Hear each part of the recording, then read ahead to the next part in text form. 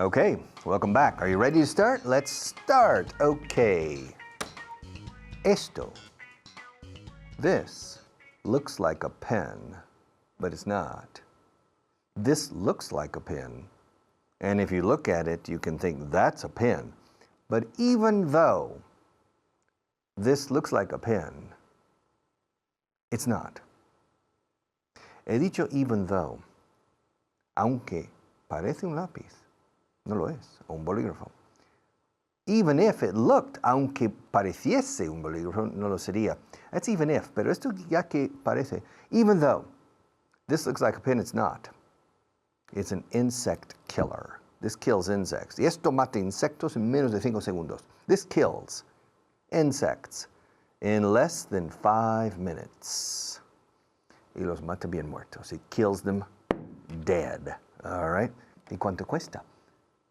¿Cómo se dice cuánto cuesta en inglés? Os doy 5 segundos. How do you say in English, cuánto cuesta? No. How much does it cost?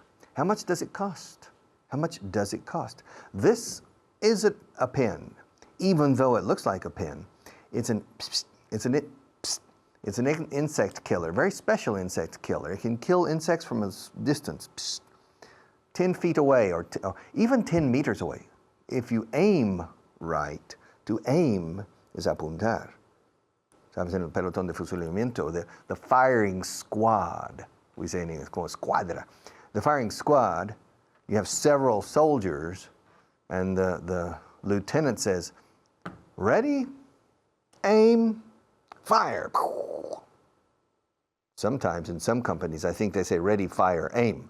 But the correct was ready, aim, fire. And so to aim means apuntar. If I want to shoot you with my arrow, my bow, mi arco y flecha, my arrow, if I aim well, I can shoot you. Okay? Like William Tell shot the apple above the head of his son. You remember William Tell? Okay.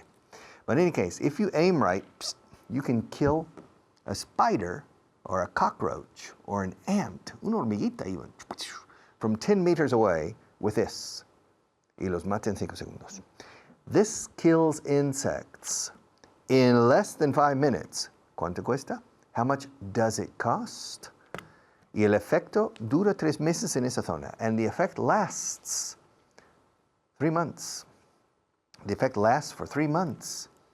It's a very efficient way of killing insects. It's not always effective, but it's very efficient. Because how much does it cost? This insect killer costs only €5. It's very cheap. And you can refill it as many times as you want with insect repellent. And the refill costs 20 cents, nothing. And you can go to the tobacco shop, El Estanco, and they will refill it with insect repellent. And then, boom, you can kill insects with it. It's very efficient. It's very cheap. But it's not always effective. Okay? It's not always effective because you need to have good aim. If you don't aim well, estoy usando el verbo to aim. Normalmente no lo utilizáis cuando habláis inglés, pero sí utilizáis el sustantivo my aims, mis objetivos en la vida, my aims in life. Se dice más my objectives or my goals, not my aims. Pero también se dice. Ahora, to aim is apuntar. And if you don't aim well, you don't kill the insect. So it's not always effective. The effectiveness of this system depends on how well you aim. If the insect is far away, if the insect is close, no problem. Usually you hit the insect every time. But if the insect is far away, then you need to be good in aiming the pen to kill the insect. So it's not always effective, but it's a very efficient way. Now, if there's a fly on the wall, if there's a fly on the wall, and it's absolutely imperative to kill the fly, it must die. There's no alternative. then I don't recommend this system, because if you miss, the fly will fly away and it's not effective. Un cañón de calibre 10 milímetros, boom, and destroys the wall. It's very effective. It's not very efficient, but it costs a lot. It's not efficient, but it's extremely effective, okay? This is more efficient, but it's not always effective. And that's the difference between eficacia y eficiente. People confuse those words. A cannon is muy eficaz. A cannon is very effective, but it's really not recommendable because it's not very efficient. You kill the fly, pobre mosca, but you also destroy the wall. So it's not very efficient. It's not very cost effective. Hemos inventado la expresión eficacia en coste, cost effective, que realmente significa efficient. Okay. Effective and efficient. ¿Y cuánto cuesta? How much does it cost? It costs €5. Déjame ver tu informe. Let me see your report. I would like to take a look at it. Do you mind if I take a look at your report? When are you going to turn it in? When are you sending it to the boss? Tomorrow morning. Have you checked it? How many pages are there? 27. That's long. 27 pages. Do you really think the boss is going to read it? Have you put a small summary at the beginning? No? Well, listen, it's 6 p.m. You still have time.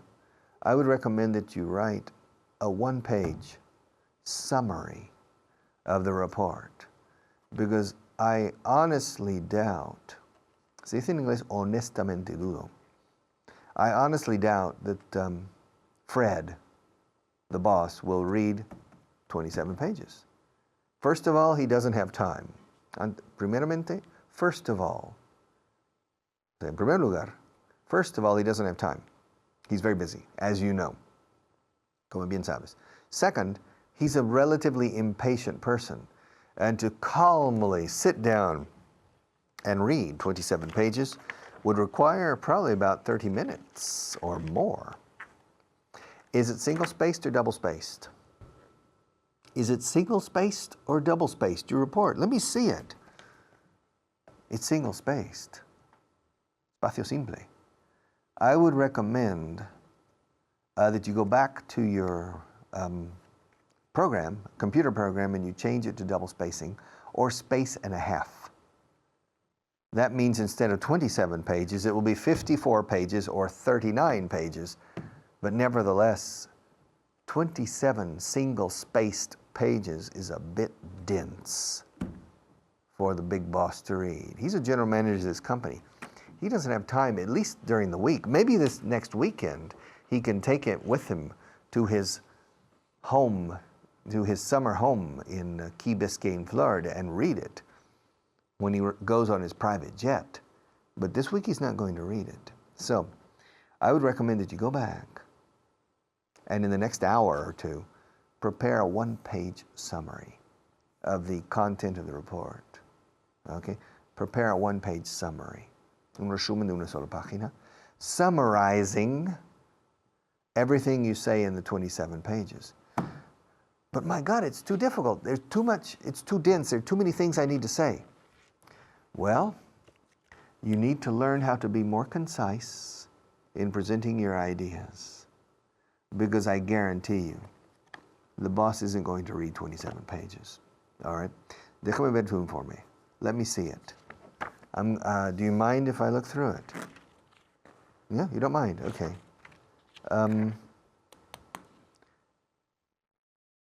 You have a mistake here. Did you see the mistake? No. You made a mistake. You say las listas son largos. No, las son largas. It's an errata. It's a typographical mistake. Here you have another mistake. Did you check the report? Did you go through it? You haven't gone through it. You wrote it, but you didn't go through it. Listen, you're sending this report to the big boss. You're sending it to the chairman of the company. This man is famous in our country. He's not going to read 27 pages, first of all. Second, if he sees mistakes every 2 paragraphs, he's not going to have a very good impression of you. So you need to go back. And even if you need all night, between now and 8 o'clock tomorrow morning.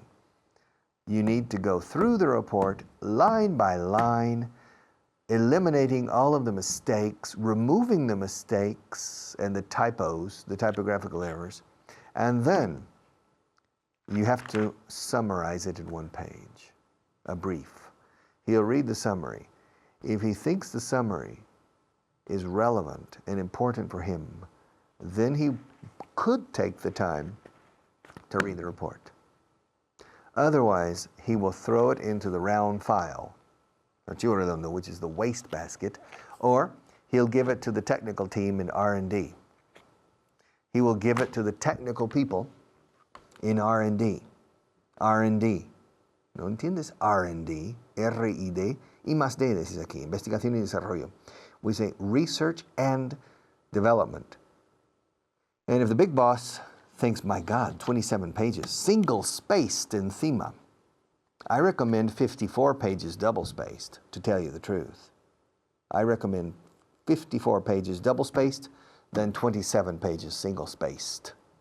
So go back, put it double-spaced, check every sentence, every line, go over it with a fine-tooth comb. Decimos con peine de diente fino. Go over the report with a fine-tooth comb and make sure that all of the mistakes are corrected. Make it double space and write a one-page summary, summing up what you say.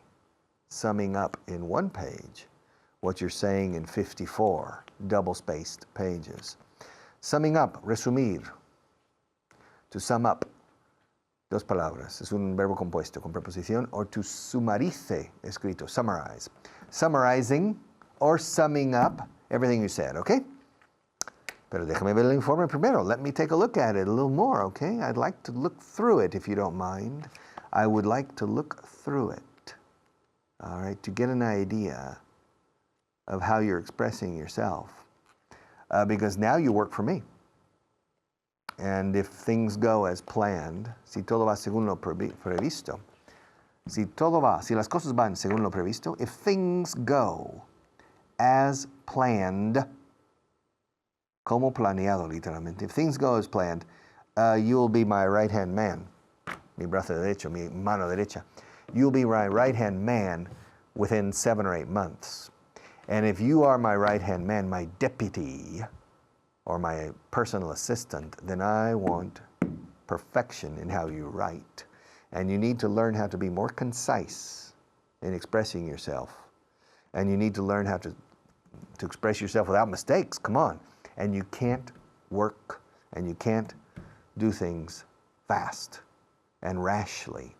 Rash, R-A-S-H, rash. Rash has 2 meanings, una erupción en la piel. We have a strange rash. But rash, eso es sustantivo. I have a rash or a strange rash. Okay? But to be rash, adjetivo, es ser persona precipitada en las acciones, las decisiones. You don't stop and think enough. If you need to make important decisions, ponder those decisions. Think about those decisions. Don't make rash decisions, precipitadas. Think about them. And you are an impatient worker. And if you want to be my right-hand man in the future, you're going to have to learn how to be more thoughtful in doing things, to think more before you act. All right, déjame ver tu informe. Let me see, let me see, let me see, let me see. Let me go, let me pick up, let me drink, let me write. Con let no aparece la partícula tú. No se dice nunca let me to write, por favor. Hasta tengo miedo de decíroslo porque se os queda grabado. Let me touch, let me get up, let me speak, let me close my eyes. Let me put my elbows on the table if you don't mind. Let me rest for a few minutes. Let me breathe in. Let me breathe out. To breathe in, to breathe out, to breathe in, to breathe out. Okay? Let me cover my eyes because I can't see the camera because of the lights. Let me. Okay. Tienes suerte de tener un jefe como ella. You're lucky to have a boss like her. She's a doll. She's good looking too, man. She's good looking, she's intelligent, she's nice, she's fair, es justa en sus decisiones, tiene justicia, and she is a good leader. You're lucky to have a boss like her. I've only had one female boss in my life, and it was horrible. She was a witch. But I think Pamela is a very good boss. Yeah. Yes. And I think you're lucky. Tienes suerte. You are lucky to have a boss like her. Okay? And I think you're going to learn a lot. Even though she's 2 years younger than you. You're 37 and she's 35. I think you need to accept her, listen to her, learn from her. Aprender de una persona is to learn from. Listen to her, pay attention to her, follow her instructions, learn from her. And I think you will grow a lot more in your job than with Mike, the previous boss. So don't worry. You're in good hands with Pamela. Cada vez que voy ahí me piden el pasaporte. No sé por qué. Every time I go there, they ask for my passport. Every time I go there, cada vez que voy ahí, siempre que vaya ahí, whenever I go there, cada vez que voy ahí, I think it's correct Spanish. Cada vez que voy ahí me piden el pasaporte. Every time I go. Luego, si decís siempre que vaya, o siempre que voy ahí, they ask me. Whenever I go there, they ask me for my passport. I don't know why. I'm a resident of Spain, which means I'm a resident of the European Union. But if I travel from Spain, from Madrid to Paris, when I get to Paris, the customs officials and the police ask for my passport. I'm American, but I'm a resident of Spain. Can't I travel only with my identity card, my residence card? It looks just like yours, except that yours is pink and mine is blue, but they look exactly the same. They feel exactly the same. They even smell the same and taste the same if you want to eat the cards, okay? But in any case, whenever I go to Paris, they ask me for my passport. Whenever I go to Berlin, they ask me for my passport. They ask me for, me piden el pasaporte. Se literalmente preguntan por mi pasaporte, es la forma en que decimos en inglés pedir. Si quieres este boli, pídemelo. En inglés decimos, si quieres este bolígrafo, pregúntame por ello y te lo doy. If you want this pen, ask me for it. Ahora, la expresión preguntar por alguien. Oye, ¿cómo está Juanita? Estoy preguntando por Juanita, porque sé que tuvo un accidente. Aquí no es ask for. No estoy pidiendo Juanita, que quiero Juanita. No, I'm asking about. He venido a preguntar por Juanita. ¿Cómo está? I've come to ask you about. Se preguntar acerca de, en inglés. Es preguntar por, cuando preguntas por una persona y su estado de salud, por ejemplo. I'm asking about. All right. ¿Has leído tú todos esos libros? Have you read all those books? Yeah. This is only very recent. About 2 weeks ago, I was in the house of a lawyer. I visited a friend who's a lawyer, and he took me to his office. He has an office in his house. And it's a room about the same size as this TV studio. Not too big, but not small. And in the middle, almost in the middle, he had a desk. Those typical old type of desks, typical of lawyers in Spain, okay? And I looked around, said, my God, wall-to-wall bookcases. He probably had 5,000 books. And I said, ¿Has leído todos esos libros? Have you read all these books? And he looked around, he smiled and said, I've read about 3 or 4 of them only. And in fact, he took me to one side of the room, and the books were false. They weren't real books. Eran lomos. And it was a beautiful, beautiful type of decoration. It looked real. That side of the library, but none of the books were real, okay? And behind it, he had a special secret door, okay?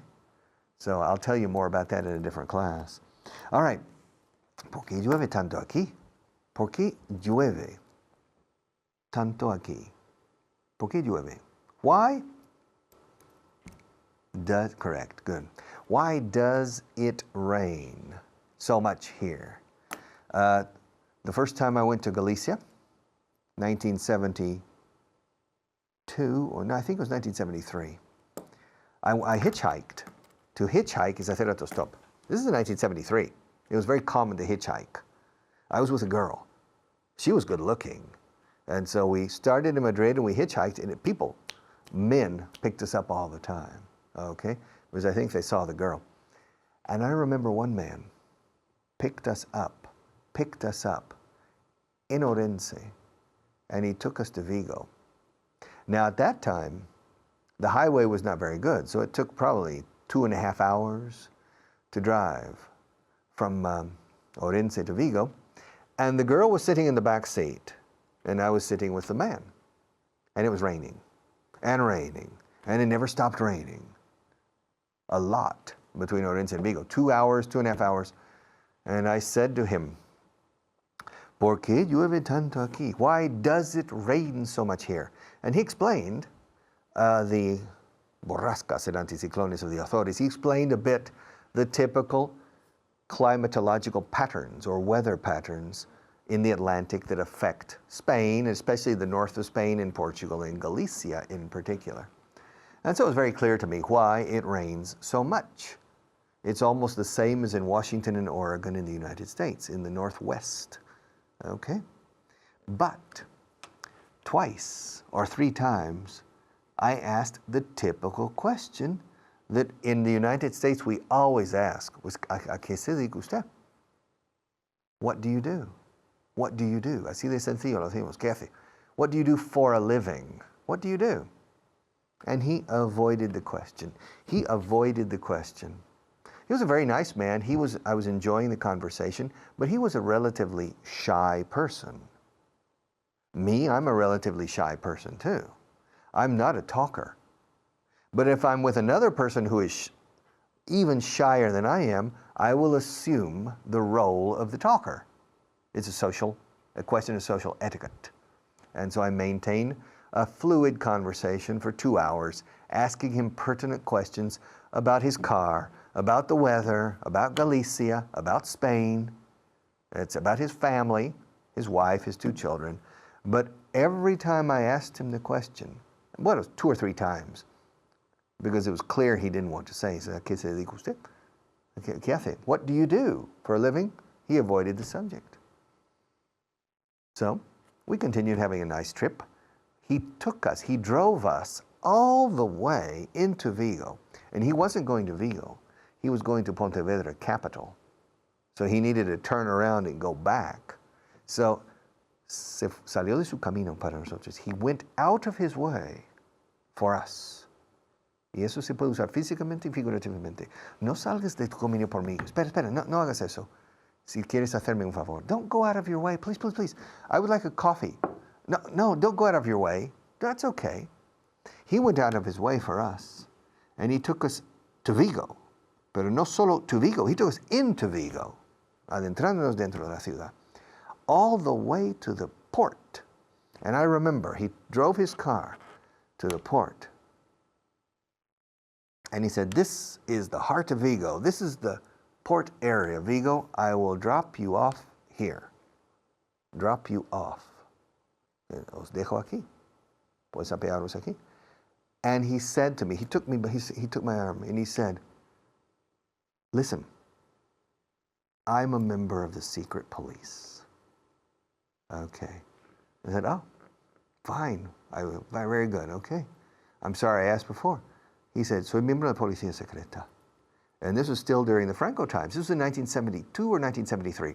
And he didn't want to tell me. Okay, but he said, I'm a member of the secret police. But he's a wonderful man. And I enjoyed the trip with him. But I had to handle the conversation for 2 hours. It was a lot of work. But I still remember that man is a very nice man. Okay, it's time for us to go. We have to say goodbye. Okay, so have a good day, and I'll see you again very, very soon.